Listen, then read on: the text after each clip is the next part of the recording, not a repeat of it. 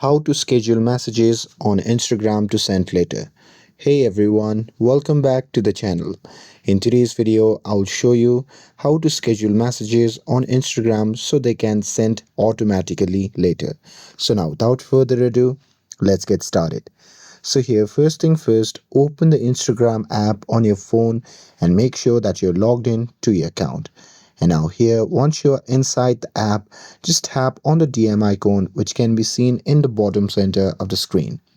And now here, once you are inside the DM section, just open the chat where you want to schedule a message.